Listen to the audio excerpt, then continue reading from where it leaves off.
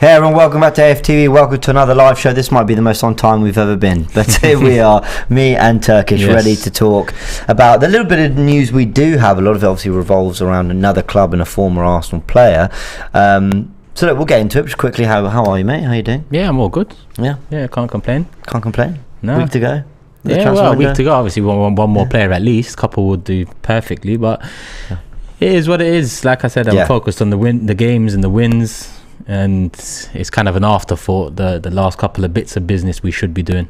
Yeah, it's funny because for a lot of people it's not an afterthought, which is I think why there's always so much discussion when there's a player we're linked to and there's always some transfer news. We, as a fan base and as a football, how would you put it? Like, just football fans generally get very obsessive over transfers, don't they? Yeah, and I get it with Arsenal as well, because we've gone into so many seasons unprepared. You know, we've gone into so many seasons leaving gaping holes that we know somewhere along the line will trip us over. This season feels very different, but there is still a couple positions where I feel like an injury could really derail all the hope and belief that they've given us over the summer. Yeah, and we are feeling a lot of hope. We are feeling a lot of belief. We are feeling like this team isn't far away from being one that we can really have high hopes for. Listen, I know people are jokingly talking about we're 2 points clear with 35 games to go, the title's ours, all that. Listen, it's in our hands. It's in our hands. Listen, Arsenal fans are having fun, and you know what? You salty rival fans, let them have fun, because it's been a really rough few years. But things were turning around last year. Now we're seeing a team that I think a lot of people feel have a potential for something special. That's the difference. It was one thing watching a team that you thought, yeah, even if they turn up and perform, what's their ceiling really? What's exciting about this team is, you know, we see Martinelli doing what he's doing, but he's only 21. You know what I mean? Yeah. We see what Jesus is doing, but he's still entering his prime, and I think that's why we feel excited about this team, and where a couple signings will just be that icing on the cake, and we can just sit back and go, let's enjoy this. It's more about where we could be in 12 months than it is where we are now. I mean, like you said, from the young players and the players that have just come in heading into their prime, it's the hope and belief is that in 12 months, 24 months, we are back in the Champions League. We are back to somewhat challenging at the top of the table again. We can see kind of a direction towards that. But, you know, football's such a temperamental game that it can change at any minute, any month, any game. A big injury could cost you. And it's not only Arsenal, that goes for all of the big six, well, most of the big six sides. Well, if Spurs lose Harry Kane, you've got to feel that significantly weakens them. Definitely. And I was thinking about Gabriel Jesus, and I was thinking, but if we get Jesus injury, what happens? Then you realise there's actually quite a few teams that, yes, they've got quality, but it's very rare you have that perfect depth for that star man. And that is the one thing I'd say, you know, okay, United are going through something different, but last season it was who's scoring the goals if Ronaldo is that kind of thing. I think when you look at the forward three positions, I think in terms of depth, Liverpool are most, after, you know, City's sale of Jesus, Sterling, and their kind of change around over the summer, I think Liverpool, in terms of the forward line, they have the most depth, but they're also in the most problems because of injuries. So if the team with the most depth in the forward three positions are in problems because of injuries in that department, anyone can get it. It's a good point, because they've got Mane, Jota, not Mane no more, Salah, Jota, Nunez, Firmino and Diaz. That's 5 good players. 5 for 3, Yeah, and Elliott could play there, Carvalho could play there. So, yeah, it's a good point, and you're right, and they're looking a little bit blunt. So, yeah, that's a fair point. Guys, the big news today is around another of the, you know, sides that we expect will be, you know, putting up a real fight for top 4. I'll be honest, I don't see them in a title race, and I think some of the performance at Everton and certainly the resultant performance at Leeds would tell you that Chelsea don't look like a side, and even their fans will tell you that they're not really thinking about title race. They're thinking about closing the gap and then building on from next season. Pierre-Emerick Aubameyang could be one of the players on that journey with Chelsea. Now, it was only 6-7 months ago that actually on this channel we did a video almost sort of looking back at his time at Arsenal and sort of I guess you could say thanking him for what he gave, because I think he deserved it. I think there's a few players that leave the Emirates deserving, you know, real thanks for what they gave and real kind of praise as well on top of what they did, playing at a certain level that was maybe above the level that the team were playing. A player that you felt carried us through some dark times. Definitely. And Pierre-Emerick Aubameyang was one of those. So he leaves with a lot of love from the Arsenal fans. Some people don't have the nicest things to say about this potential move to Chelsea. Other people aren't particularly bothered. Other people aren't bothered but also aren't really worried because they don't think he'll do anything. I know we kind of loosely discussed it, but as we get closer to it, where are you with this Aubameyang to Chelsea move? I lean more towards a not bothered, but because I feel like he isn't the Auba we saw at Arsenal. He isn't the Auba that we saw at Dortmund. 33 years of age. I just don't think it's going to work out. He was still scoring for Barcelona. Well, I'm just having a little look at his goal he record. was, and I think he received a standing ovation. Was it last night? Yeah. Because obviously he came in and helped fire them back into the Champions League. And at the time he came in, it was all very much in doubt. So the brief 6 months he had over in Barcelona, it seems like he warmed to the fans quite well. Obviously coming back to London, where he's been for the last few years prior to that Barca move, I guess it suits him well. You know the type of character Auba is. You know the London nightlife as well. I'm sure he enjoys his time in London. But I'm not bothered because I'm not worried. I was bothered about Sanchez going to United because Sanchez at that time was top quality. I was bothered about Van Peega in United because he was top quality. I'm not bothered about Auba because I just feel like his best days are far gone. Now, I've mentioned before, if we come to May and Chelsea pip us to top 4 and Auba's got 18, 20 goals, then I'll readdress my thoughts on that move. But right now, I just feel like we have Jesus. I'm very happy in that position at the moment with him. I feel like Auba's past his prime, way past his prime.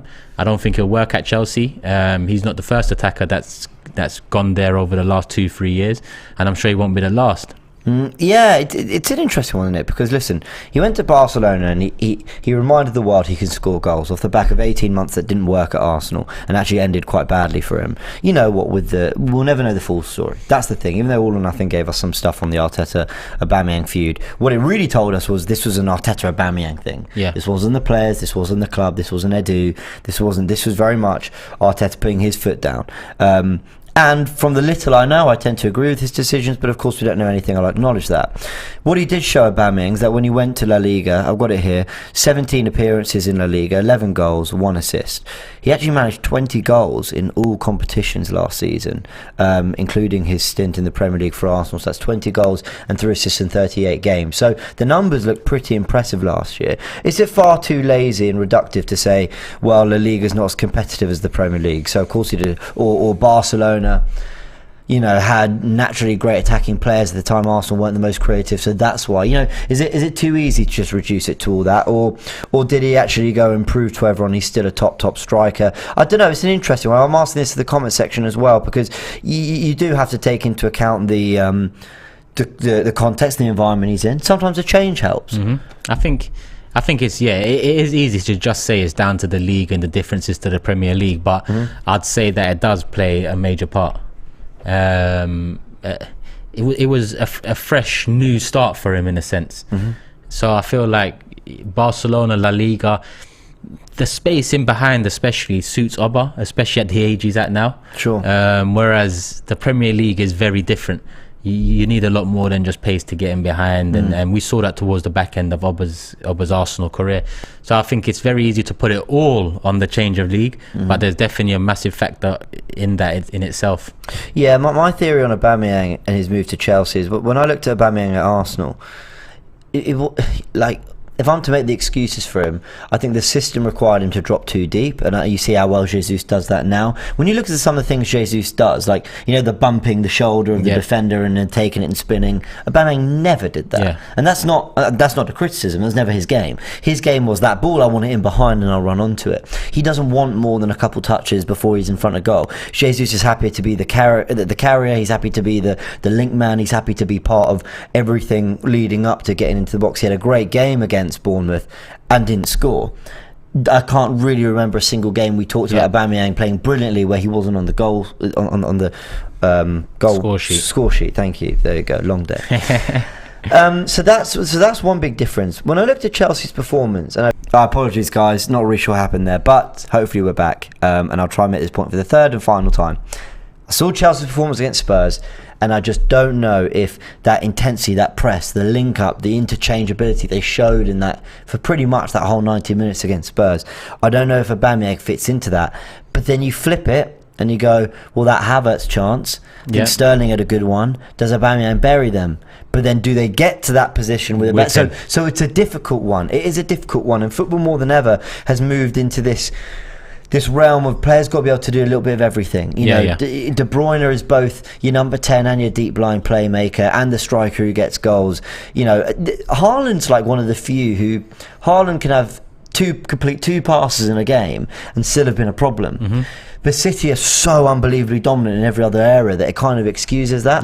So that's the one, and he got a really good assist with the, you know, holding the ball up, flicking into Gundogan. So that is just where with Aubameyang, I'm just not 100% sure if, yes, he'll probably take more chances for Chelsea, but will he bring down their overall performance and their overall, let's say, fluidity in the final third? That's my one question I'd ask. That's one thing I doubt about Thomas Tuchel, though. I think he just, since he's come in, he hasn't found that fluidity in attack. That's true. He's had Lukaku. He's had an abundance of good young players that a lot of people thought would turn into great players.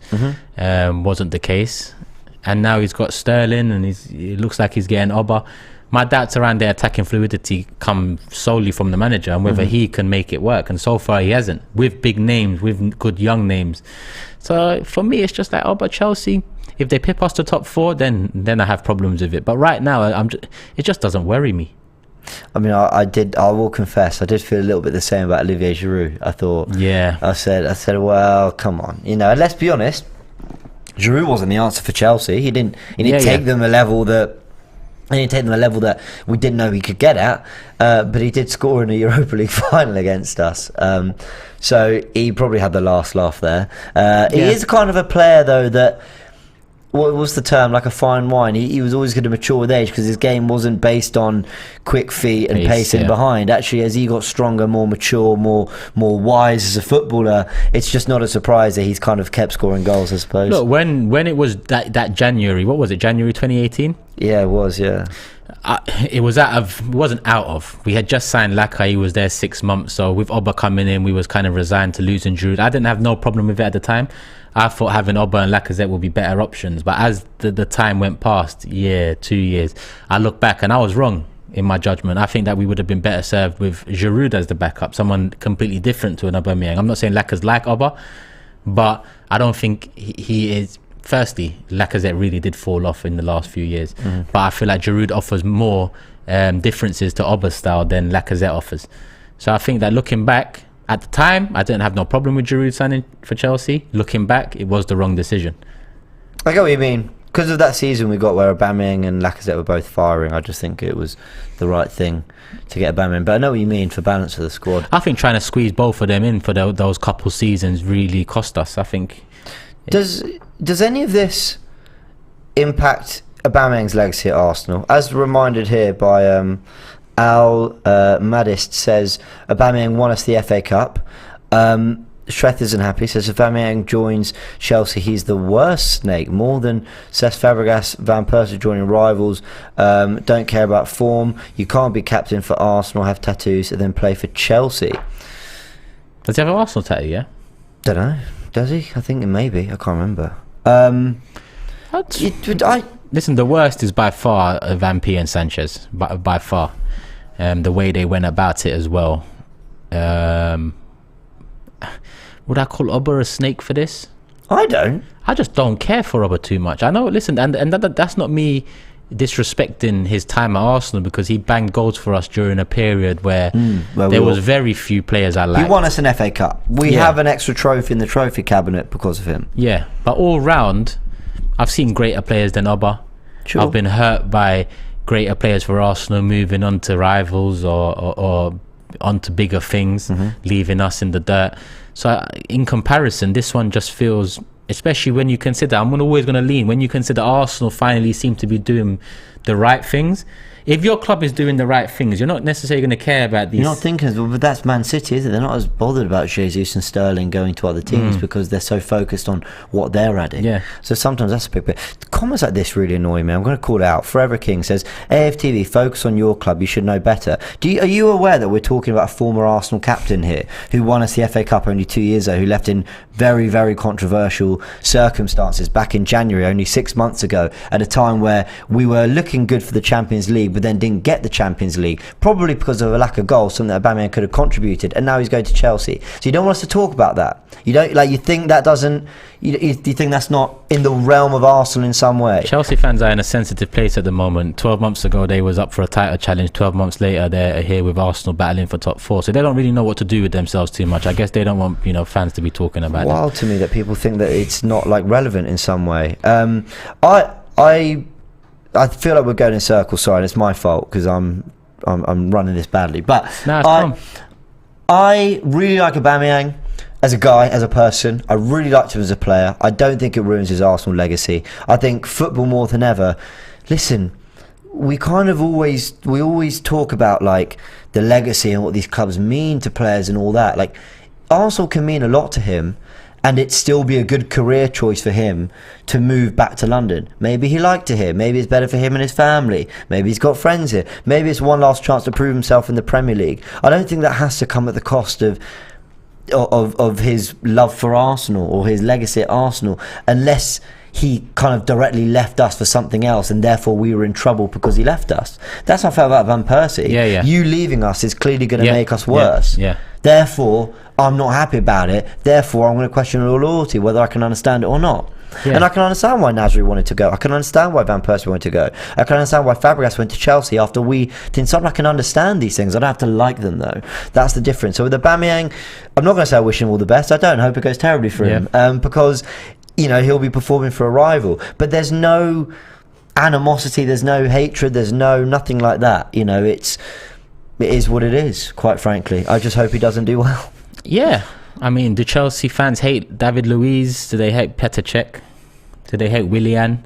We signed a couple of their over-the-hill players. I feel like they're signing one of our over-the-hill players. I just feel like it is what it is. Petr Cech's a good one because it's different legacy to Aubameyang's, obviously, with everything he'd won there. Of course, yeah, very different. Again, it was a case of he wasn't first choice and he wasn't wanted. There was an opportunity for him elsewhere. But the more you win with the club, the greater you are held in terms of that club's legendary status. So. You know what's funny is that we obviously we've had 4 FA Cups in the last 8-9 years or whatever, but we hadn't won. It was such a bad season that just Aubameyang winning us that FA Cup was a really special moment in a dark day. So I get what you mean.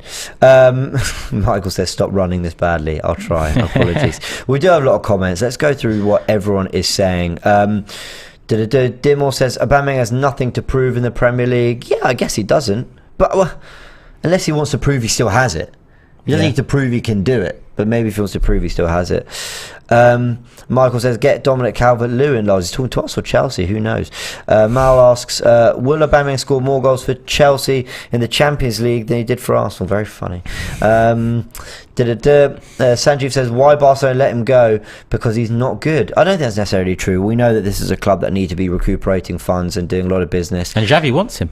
Apparently Xavi does watch him. Apparently Xavi does want him, and as you mentioned, I hope he watches him. Yeah, but he wants him. Sorry, yes, Xavi. I am having him there. Xavi does want him, and as you said, there was a standing ovation, wasn't there? Yes, it's really appreciated. I think they want to move on Depay, but the interest in Auba is greater, so they're going to have to do something with a week left. Yeah, and they still want Bernardo Silva. So yeah, very, very true.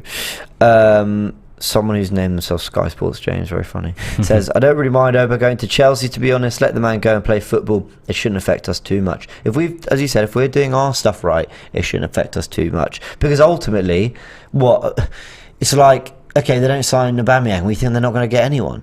They'll go buy another striker who's got as good, if not better, track record. You know, they're going to get someone. Potentially younger. Yeah, they're going to get someone. So I just think it's going to add to the mess at Chelsea at this moment in time.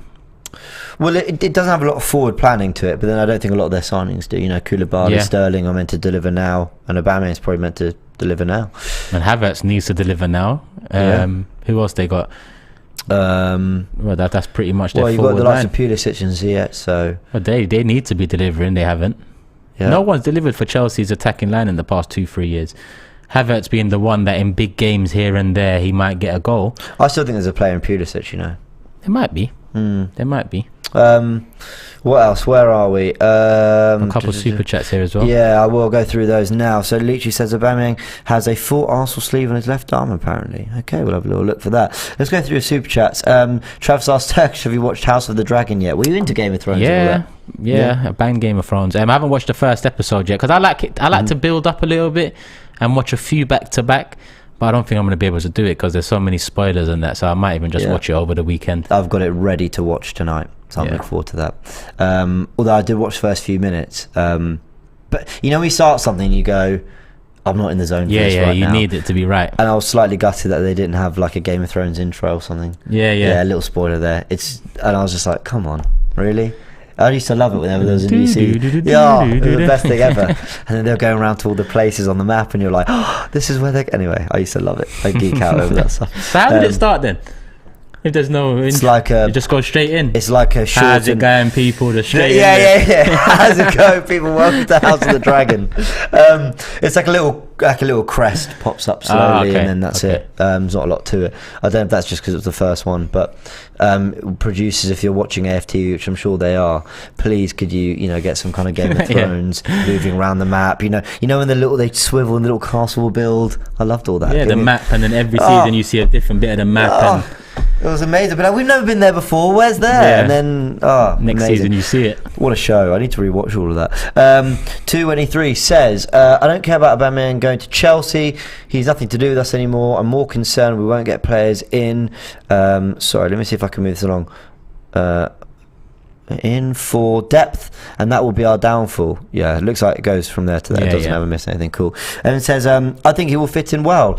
I hope it's all lies. So Evan's expecting him to do quite well. But by the way, I probably didn't say this, and I should say it. I think he's going to score goals at Chelsea. I actually do. It's about whether he complements the whole system. It's about whether Chelsea go up a level for having him. It's about whether he scores enough to, okay, let me put it this way, right? He went in, he scored goals, they got into the Champions League, but they had some moments that they won't reflect on too kindly last season as well, like going out to Frankfurt in the Europa League. So will he take Chelsea up a level? That's the question, and that's where I think Arsenal fans, their minds will be with this kind of thing. We read out Shrest Super Chat, see what Miles is saying. It's always going to hurt when a former beloved player joins a rival team. This seems like an impulse buy, so I'm not worried. Arsenal look better than they have in a long time. Top 4 in the bag. I hope top 4 is in the bag. I definitely agree with everything else you said there, Miles. He's also added that I will still applaud him, like Turkish said. Auba was a shining light in a dark period for Arsenal. Will always be a legend for me. Legend? Nah, not for me, but a shining light in a dark period for sure. Was there a period he could have been a legend for you? It's hard to be a legend when we were so far in the mud, and that's just through no fault of his own. But nah, it's... you know my thoughts on legends in the Emirates era already. I was definitely one of the better players in the Emirates era, but no one comes close to legendary status. Otherwise we're disrespecting Tony Adams, Thierry Henry, Patrick Vieira, Dennis Bergkamp and so on. I don't know if legend is the word, but I think if his goal scoring form had continued after winning us the FA Cup, and maybe we won a Europa League, or maybe he fired us back into top 4, and there'd been this stream of youngsters coming through, and he was the goal scorer and the leader of this kind of new young Arsenal. I'd say he'd be a great. Yeah, I think he'd have left, not a legend, but he'd have left like whatever that level below, icon, great, whatever, just because not everything is measured on lifting league titles. I mean, it is when it comes to legendary status at Arsenal, I suppose, but I think in terms of what you did for the club, I think at one point he was on course. So yeah, maybe there's a debate to be had there. Especially after the contract as well, when you consider where we was at that time and where we finished. Signing a new contract was massive. It's just that he didn't kick on with his form. Yeah, very true. Freducia says, 5th November, mark your calendar. What's 5th November? Is it Arsenal-Chelsea? 5th of November. Not too sure. It's still early though. The fixtures wouldn't have been done from November. Let's have a little look. Have they? Actually, Arsenal they might Chelsea have. is the 5th of November. But that says 3 p.m, so that's going to change because there's no... It will change. So it could be the day or two after, but either way. Or lunchtime, whatever, yeah. But actually, I mean, look, that's when we go to the bridge. So when it comes to the Emirates, will be interesting. Well, listen, soon we play Tottenham, Liverpool and City at the Emirates, so just know that second half of the season, business end, we'll go into White Hart Lane, Etihad and Anfield. Just know that Fulham and Villa are very important. Yeah, very. We've got a lot coming. Bob Marley says Aubameyang is so good, but a poor Barca paid 50 million for Lewandowski. Is he insinuating that he can't be that good then because they felt they need to get Lewandowski? I mean, that is one thing that's always been strange to me. If he really is the answer for Barcelona, he was so good, he was what Xavi wanted, why spend so much on Lewandowski with the financial issues you've got? It's not like you're talking about a 26-year-old who's getting into his prime. You're talking about someone who, will score goals. He's a better player. Lewandowski's a better player, but you know. Yeah, it was a weird one from Barca. I think they're still infatuated with the big names as well. I feel like they still want to get a big name over the line every single summer, and Lewandowski just seemed to be the one this summer. But obviously, they got Rafinha as well, but Rafinha is a very good player. Yeah, but he's not on the level of Lewandowski in terms of profile and world-renowned player. Yeah, very true. More comments coming in. Evan says it'll hurt to see him walk out in blue. And has there been any legend since the Invincibles? Asked Manpreet. Nah, not for me. Who do you think could have been? Fabregas. Van Persie, maybe. Fabregas, Van Persie, Alexis Sanchez. Could have been. I think could have been, because you never looked at him as one who didn't step up in big moments or big games. So you feel if he didn't get the big trophies over the line, it was never really his fault. Yeah. But look at him now. He made that choice to move to United, and now he's just known for playing piano. It's facts. It's facts. He's not. None of the Arsenal fans care about him. None of the United fans care about him. Not sure Inter Milan fans care about him. Barcelona fans don't care about him. He won a league title and a Super Cup with Inter, to be fair. Yeah. So I don't think he's loved there. In the end, he leaves his football career loved by Santi was no close. one. Says Erhard. Santi was not close. I love Santi as a player, but he was definitely not close. He needed to be playing more. Do you think when they say close, they mean in terms of ability? Probably. The only way you could say he was close is because of ability. But in terms of consistency, playing time, Santi, he wasn't there. Walcott is a legend, says Mal. I'm with you, man. Not for me. Not for me. Trying to think of the Lol the Piano Man. John Fondo's enjoying that. Anyone else? A lot of people say Ramsey, but that's a joke as well. He's not a legend for me. Like what he did, by the way, it's not easy scoring goals the best of times. 2 FA Cup winners, massive credit for him. He probably goes down as an icon for that, for having those big moments at Wembley. But yeah, not a legend. That's it. We've named the ones that are closest. No one comes closer than Fabregas. Do you know what? Just because I liked him so much, Thomas Rosicky. I think we all like Rosicky, though. That's the thing. Yeah, we all love Rosicky. Yeah, very true. He changed a lot when he came to Arsenal. Yeah, Arsenal still linked with Yuri Tielemans and Pedro Neto, but not really many updates on that. Is it starting to feel to you, because it is to me, a little bit like it will be maybe Tielemans and another wide player, or Neto on his own? I just have this feeling that it's just poising itself for, like, we'll get Tielemans if it turns out we can't get Neto, and then we got, cheaper winger. But what do you think? Honestly, I feel like we're not going to get anyone in. Oh, you think we? Oh, I'm probably. We'll get to go signingless. Yeah, it's between no one and one. It's there in my head. There's no option for 2 because I just don't see it happening. So I'm probably 70% we're not going to sign someone. 30% it's only one player if we do. Interesting. And that would be a winger. Well, this is from Damesh Sheth. This is an update through Give Me Sport. But of course, we know him for his work on Sky Sports as well, at Sky Sports_Sheth says, Wolves' stance, this came in 10 minutes ago, by the way. Wolves' stance is that Neto is not for sale. However, money talks. It just depends if Arsenal were to make their interest formal, how much they would test that resolve of Wolves by going in with whatever money they thought deemed fit for Neto. This is my problem, though. Ornstein said for 3 weeks we've been interested. So if we've been interested for 3 weeks, how can a bid not have come in? How can the offer not be formal? Like, what are you doing for 3 weeks? Looking at YouTube videos of him every morning, maintaining interest. Yeah, he's the one. Yeah. Bang on another one the next day. Yeah, we're still interested. But when is the bid made? Because Damesh is insinuating that no bid's been made. Yeah, he's insinuating that, and I sort of think, isn't the first thing you do when you talk to an agent is say, hi mate, we really like your player. If you think he'd be interested in this move, could you find out if the club would be? Yeah, sure, that's the first thing. Has to be the first thing. You can agree everything else. If the club don't agree with you, then that's it. Yeah, there's got to be a feeling that Arsenal can pay what. And let's be honest, do we need to talk to Pedro Neto and ask him, do you want to join the Arsenal Football Club? It's not like he's at Barcelona or he has Barcelona interested in him. He's at Wolves. 100%. I wouldn't need to ask him, do you want to join Arsenal? I'd go straight to the club. But it's, it is what it is. I don't know the ins and outs of it. Yeah. You would think a lot of those things shouldn't take long to iron out and figure out. But then I sort of think as well, we've got so used to, as football fan bases, sort of hearing these buzzwords, monitoring, talking to, thinking about, whatever it might be, inquiring, all these things, that sometimes we actually stop to just apply a bit of common sense to it. This is, if I'm a betting man, this is, and I'm no ITK, I don't know nada, I know nothing. So here's what I think. They don't know nothing either, so you might be an ITK. Here's what I think is happening. Arsenal have spoken, Edu has spoken to Jorge Mendes. There's interest in all parties. Arsenal have said, we could pay the money. Neto said, if you pay the money, we'd like to come. And Wolves are going, you know what, we might accept the money. And now it's just about what Arsenal are thinking, if they're going to actually trigger that and do it. It's as simple as that. They're analysing it, they're thinking, they're negotiating, they're making Wolves sweat a little bit. When other players come in, they've signed a few. FFP might be looming. Are you sure you don't want to really recuperate the funds while you can? No one's going in for anyone else. Maybe you thought Ruben Neves was a player to get money for. You haven't got anything for him. Connor Cody goes on loan, so where is that income going to come? And then boom, panic button, alright, you can have him for 40.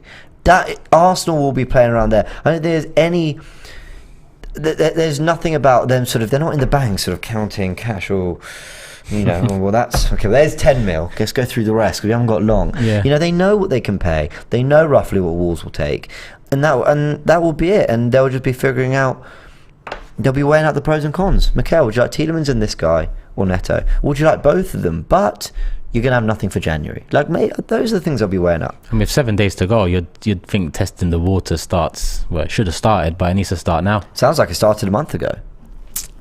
Testing the waters of Wolves. Okay, yeah. More so than the player, his agent, and so on. I think that's the easy work when it comes to Neto from Wolves. Yeah, I just feel like it never really works. Like, if you're at I'd love to get someone who's involved. I know we had Mesut Ozil's agent, but if we got someone who, and maybe if he's ever back, we'll ask him this as well. But when the clubs and the agent are sitting there, do they sort of discuss everything? They go, fantastic, you'll get a bid shortly. Yeah.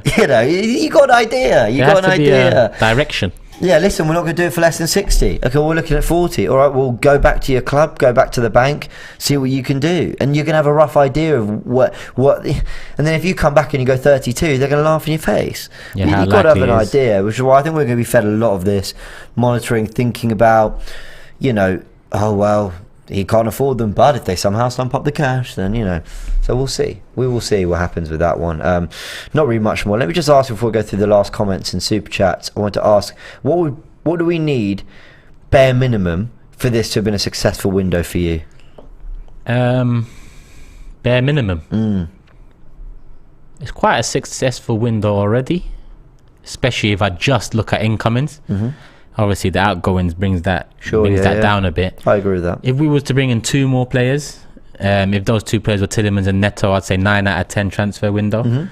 The one mark off would be because of the outgoings and the lack of value or the lack of movement. Yeah. At this moment in time, I'd rate the window 7. Okay. Yeah. 1 more player might push it to an 8. So I'm at 7 at the moment. 2 more players will probably bring it to 9. 1 more might bring it to an 8. I see the calculation. Let me know in the comment section, guys. I think 1 player, but it's contingent on that being a wide player. Okay. So I think if Pedro Neto comes in and our signings were Jesus, Neto, Vieira, Zinchenko, that for me is a successful window, because I know that ideally we want a Tielemans, apologies, a Milinkovic, Savic, a Paqueta to come in and eventually displace Granit Xhaka, who maybe lacks the natural creativity we need in the final third and all that. I just think Zinchenko can slot in there, Vieira could do a job, hopefully Lokonga will develop, Smith Rowe's had a run in that position a few times. I think we just get by for another year, and actually having added the firepower of Jesus and Zinchenko, Jesus, Vieira obviously is creative, Neto, and you've still got Saka and Martinelli. I think we'd be good for the season. It's very rare you're going to get I can't really think about what club has had a 10 out of 10 window. When I really think about when Roman came into Chelsea originally and Jose came in, they had a couple 10 out of 10 windows, but it's very rare. I think if consistently you're having 7, 8, 9s out of 10, I think you're in a good place. Yeah, I think so. Yeah, I agree with that. You rarely can have the perfect. I mean, look, Liverpool brought in Carvalho, good player, Nunez, another young right back. I think there might be someone else in there as well. But having not got that midfielder that a lot of the fans are talking about, they're feeling sort of like, yes, we've done some good business, but have we? And having lost Mane as well. Yeah, I'd struggle to give them over a 5 for their summer transfer window, and that's probably being nice. Yeah. Yeah, it's interesting. It's all about, you can't just look at a list of incomings and go, yeah, that's great. It's all about what they need. It's all about what they've let go. It's all about the gaps in the squad. Exactly. And all that. So, yeah, I think one more. And if that one more is a wide player, a proper wide player, then I couldn't have asked for any more. I'd personally give it a 10 because I'm just not that arsed about the incomings unless FFP come knocking on the door. Oh, the outgoings. And then, the outgoings. And then I'll be worried. I'll be like, oh, okay, FFP. Though I did laugh at Troops' quote, his tweet. Did he say it? He said, Arsenal on UEFA's FFP watch list. I never thought I'd see that. Yeah, it's true though. Never thought I'd see the day under the Kroenkes. I thought we wouldn't see that day until new owners come in. Because this could be really serious one day. But I just never thought our spending would get to a level where UEFA are going, hold on a sec. Yeah, what's going on over there? Yeah, wait, what? Yeah, mad, isn't it? How long may it continue, man? Stay on that watch list. Yeah. Have them watching that. Look at all the teams on the watch list. Barcelona, Man City, PSG. I want to be with them teams. Watch us as well, mate. Yeah. Do you know what? Fair point. Look at the teams who've been pressed on it. Yeah. It's like, listen, I'm not saying it's a good thing. I'm not saying breaking the rules is good. Obviously not. But when the rules are shit, fuck them. Yes. Pardon my language. Yeah. Yeah. Disclaimer. By the way. Yeah. You see when Ten Hag swore the other day and Sky Sports had to quickly apologies for the language. Yeah, that doesn't happen over here. That was funny though. Thing is, sometimes that's just the way you got to describe it. Yeah. Sometimes there isn't a word to replace it. Yeah, fair play. It was a big win for him, so I enjoy it. That's so yeah. Getting that proper wide player who comes in, adds that depth and quality. There's a transfer daily extra coming out at some point, whether it be in the next couple of days, maybe early next week, on Pedro Neto. That will hopefully break down why I think he could be so crucial in terms of adding the necessary depth and quality. I was watching the Palace game especially. We were kind of struggling to just get over the line a little bit. I was thinking, imagine you took off Saka now and brought on Pedro Neto, and if you're those Palace players, you're thinking, yeah, it's long. I've got to deal with this now. It's long. I've kept him fairly quiet for 70 minutes, and now they're going to throw this guy at me.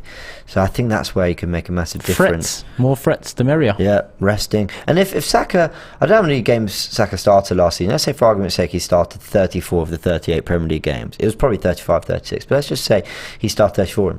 Imagine he started 25. Yeah. Do you know what I mean? Imagine he only came off half an hour of those other games, so you've cut his game time by 10, so you've saved him 10 hours of football, because that's an hour of football he's been saved. Imagine you saved him 10 hours of football, just from having a Pedro Neto. I don't know. I think that kind of thing can be really helpful when you're trying to go deep in the Europa League and all stuff. Right, what's everyone else saying? Ishmael says, why is everyone from AFTV going to Turkey except Turkish? I'm off on Saturday. Yeah, you Lee are. and Robbie are there now. Robbie's back Saturday. Lee's there while you're there. Lee's there, yeah, I know. When's Lee back? I don't know. It might literally be the same day I get back. Okay. Don't know. Imagine I share a flight with Lee Judges. I already hate sharing a podcast. Good luck. Love you, Lee. Hope you enjoy your holiday. Evan says it will hurt to see him walk out in the blue. Did I not read that one from Ismail before? Looks like I didn't, because I've read these other ones. Has there been a legend since the Invincible? So my bad. I must have missed that one from earlier. Manpreet says, Turkish, any chance at all from Milinkovic-Savic? We're not hearing anything, are we? Nope. We're not. Might as well forget about that one. Yeah, I agree. Sakel says, I think incomings depend on 1 or 2 more outgoings. Yeah, but who? Like, Maitland... Sorry, Sakel, I'm not saying you're wrong, or that's not the right way to think about it, but... Maitland-Niles is going on loan. We're extending his contract just to make the loan worth it. Pepe's going on loan, although I have a lot more time and patience for that loan. Bellerin, he's got the choice between Barcelona or Betis to tear his contract up for. It's like, what is going on? The Arsenal accountant must be sitting there thinking, you're going to give me anything. Yeah, give me something to work with. It's like, I did Real Size Monopoly the other day in London. Quite fun, by the way. You should do it. And... it's like the who's the money man in Monopoly when you play the game, and they're just giving you money. Oh, the banker. Nothing, just the banker. There you go. They're just, here you go buy who you want. No, don't worry about incomings. We're being bled dry here, but that's fine.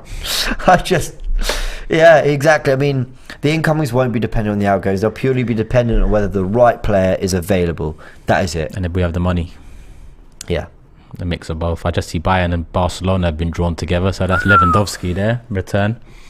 That always happens though, it's a fix. Yeah, it does always happen, doesn't it? Yeah.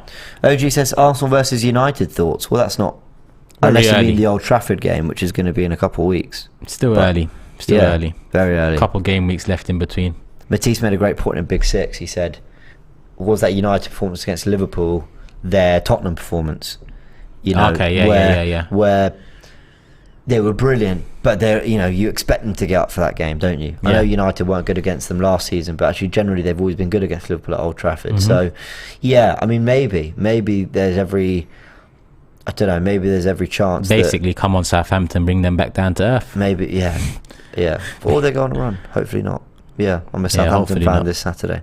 HK says, Teta said at Bournemouth, says Zinchenko's a central midfielder, so no Tielemans. No, I think what he said was he's a central midfielder playing at left back. So I'm not going to get any points on that bet with Robbie for that. But, I'd be happy if we see Zinchenko get minutes in midfield. That means Tierney's playing out of his skin, and we want that. Solomon says, the young talent from Maccabi... No. Did you stop me? Which? Okay, so hold on. So which word is it? Is it this one? It's the name of the player. Thank you. I see. I was watching the other day. You got caught out. Oh no! What did I say? I forgot what you said, but you got caught out. Oh no! You got caught out.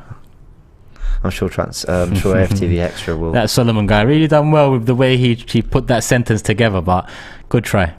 Well, thank you, Solomon. Thank you. Yeah, you paid for that, so appreciate it.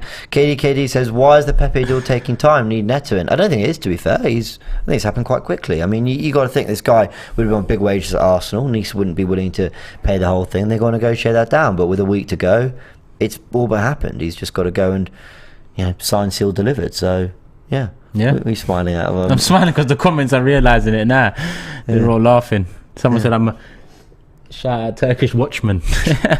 Thank you very much for keeping an eye. Night's watch, you know what it is already. Imagine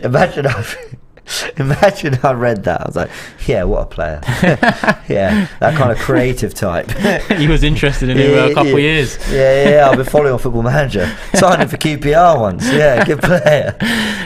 That's your career done here, mate. Yeah, that'd be fitting.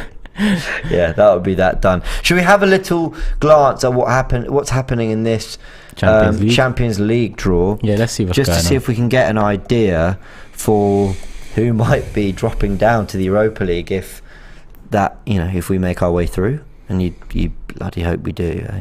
You had a couple alerts about it, but right. Let me see. Okay. Salzburg go into a group with Milan and Chelsea. Okay, so should we read them out? Yep. So in Group A, so far it's Ajax and Liverpool. B is Porto, Atletico Madrid. C, Bayern Munich, Barcelona. D, Eintracht Frankfurt and Tottenham Hotspur. Aren't they lucky? But then also, I don't want them to drop to the Europa League. True, but I don't want them to qualify. So fourth. Yeah, that would be ideal. Bottom of the group. They're comfy already. Yeah. AC Milan, Chelsea, Group E.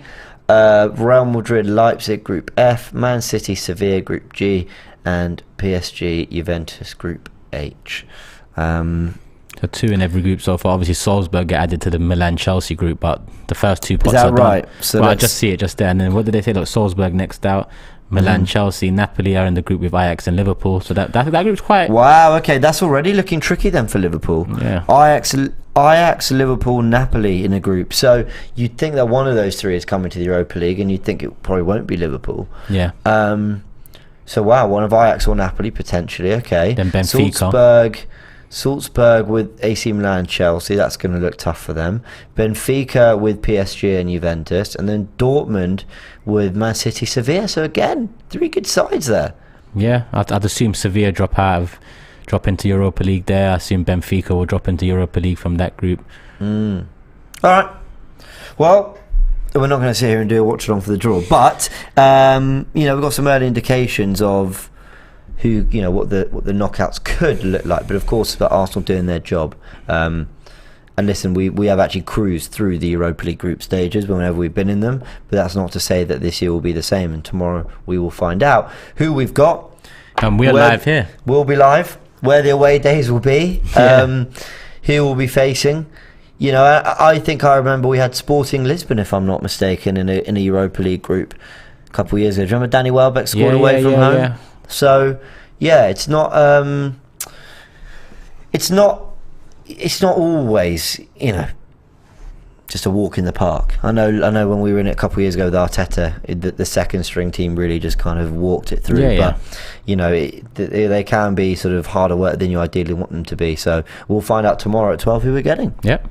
What time are we live? 12 or something? We're live from 12. Right, we'll be live from 12, guys. Me and Turkish. Literally us two. Discussing it all. So we'll have all the news. But as we discussed earlier in the show, Aubameyang to Chelsea, are you bothered about it? Does it matter? Does it impact his legacy? How good do you think Chelsea will be for having Aubameyang? Do you think we might regret this one? You let us know. And there are a couple of super chats that have just come in. Manpreet says, any guesses on where the Real Madrid retirement home and Dutch league training camp is? Oh, right. Gotcha. Very good. Took me a second with that one. We'll be live tomorrow. If you did enjoy this stream, remember we are live at 5 every day. We're live tomorrow at 5? Cecil and Laurie. Cecil and Laurie tomorrow live at 5, and we're live at 12 for the Europa League draw. As I mentioned, if you enjoyed this video, smash a like, go check out all the content that's come out. We've had August Cheap, we've had Supporters Club, and you can go all the way back to Monday as well. We've had the bias and tactical insight as well. So lots of content. And Forever Arsenal came out a couple hours ago. Forever Arsenal also came out. Yeah, I remember recording that last night. We had a bit of fun with that as well. Go have a look at what happened to Jordan's, as ever, perfectly presentable, technologically advanced setup for the podcast. Have a little look at that and give us your thoughts in the comment section. All right, guys, we'll leave it there. Big thanks as always. Catch you on the next one. Love.